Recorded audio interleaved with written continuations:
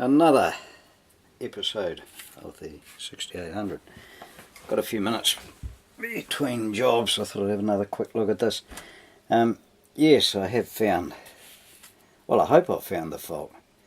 There was an open circuited RF choke, commonly used in the power leads of these small things to prevent the digital hash getting back into the radio front end circuitry, making all sorts of whining and whistling noises. I'm glad I found that, because the RF chokes actually acted like a fuse. So if it has had a voltage spike perhaps, or over voltage, the RF choke may have saved the rest of the circuit. That's what I'm hoping for. You got to be lucky sometimes, of course. So I didn't have an RF choke to fit in there, it's just too tiny. So what I've done, I've replaced it with a 3.3 ohm resistor. I'm just about to solder those wires on there. It's just basically to stop the noise, the RF getting back into the radio circuitry. But this thing's fairly shielded, so I'm pretty sure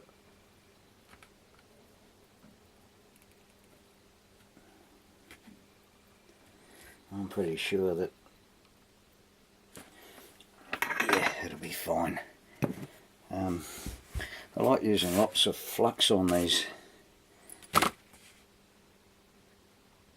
old circuit boards.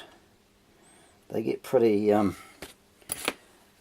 they get a layer of oxide on them over the years, and of course, yeah, they can create cold solder joints. I've had a bit of a squiz over it. I can't see any bad solder joints on it, so I'm just hoping, as I say, I'm just hoping that I have found the problem. So I'll just clean that board off a bit. You know, as I say, it's been aggressive CRC at some stage, and dry that off. That's just methylated spirits, which I think is, what is it? Ethanol? I'm not sure. But it certainly works for cleaning up the circuit boards. Yeah, CRC doesn't really do any great harm to electronics, but over time it dries and it becomes sticky and attracts dirt and dust, and I suppose eventually moisture. So that's looking pretty good. So let's see if that'll go. Nothing. How to embarrass yourself on YouTube. Oh, hang on, try AM. Oh, do you see what I see? Look at that. That's AM. And that's shortwave.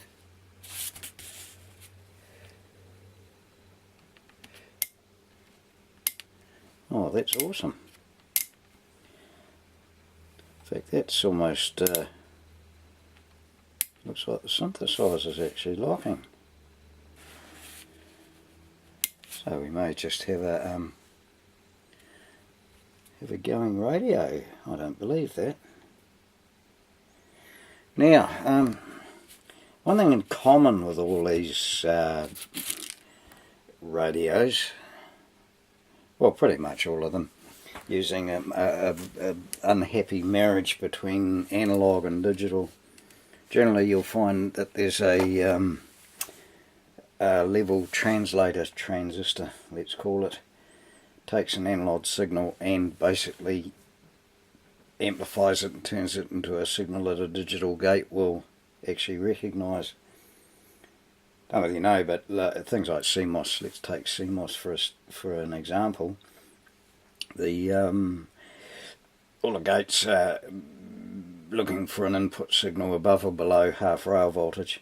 So if we're running, say, CMOS chips at 5 volts, the switchover point is roughly around the half rail, you know, a volt up and a volt below.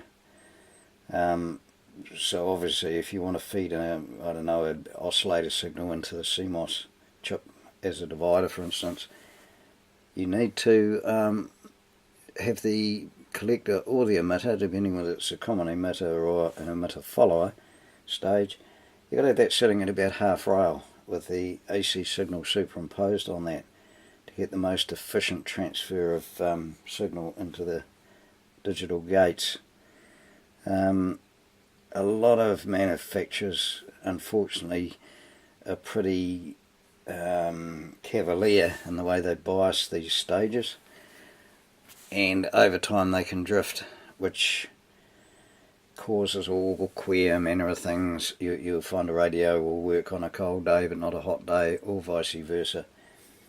There's many examples of this, and all manufacturers have done it: Kenwood, Yaesu, ICOM, and of course Sony. So what I like to do is, before I'm going to put this thing together, let's check it out thoroughly. I'm going to freeze the module. I'm going to freeze it with some freeze spray. This causes the bias of the interface transistors to actually, a good layer of frost on there now. This causes the interface transistor to change its bias quite considerably. And as we can see, we've still got a, I think you can see that, we've still got a signal there, a display there. So I'm fairly confident in putting that back together, actually. I don't know what it's counting. I don't particularly care at this point what it's counting, because there could be any old frequency coming down the line at this point. I've got the kilohertz, what I call a kilohertz VFO, is disconnected from the synthesizer anyway, so the synthesizer cannot actually be locked, as far as I can make out, to anything. So let's just put this back together, because I think we can actually consider this done. So that's the copper bottom to the thing, and what can we do there? As you've probably discovered by now, I know this video is sort of going on a bit, but this is probably about 80% mechanical and I'll say 15% electronic and 5% profanities and swear words, because they're extremely frustrating to try and pull apart and work on. But yeah, why won't that go into there? Oh God, excuse me. Yeah, it is. As I said, it's midwinter here. It's pretty bloody weak. Bleak. It's not very good for the health, I don't think. But however,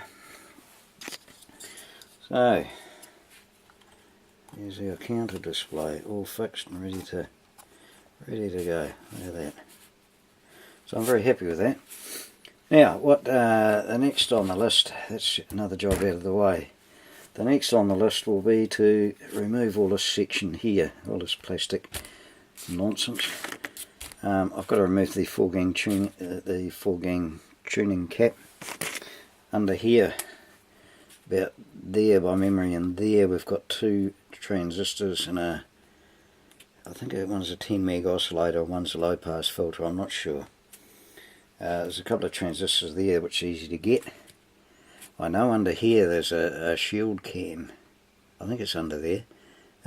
It's got another one of these level shifting circuits where we've got a transistor feeding a 4013 data flip-flop, CMOS flip-flop, as a divider, which divides the VFO from the AM tuner, level shifts it into the divider. I think it's wired as a divide by 2, I'm not sure.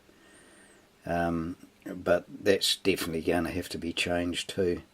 So basically, while I've got all this section off here, I'll replace probably, I think there's 3 or 4 transistors under there that will need doing. And once that's done, I would be fairly confident I think, that the radio will actually start to do something. It's so much easier when you've got something to work with. Like a totally dead radio can be quite frustrating, and that does test your diagnostic skills. But once you start getting a sound or some sort of indication, the radio can then actually tell you what's wrong with it, and diagnosis becomes progressively easier and easier. So yeah, that's the next phase of the operation. So we're looking good. We're looking good. Okay, I'll stop that there. As I say, next time we get back, I'll have these transistors replaced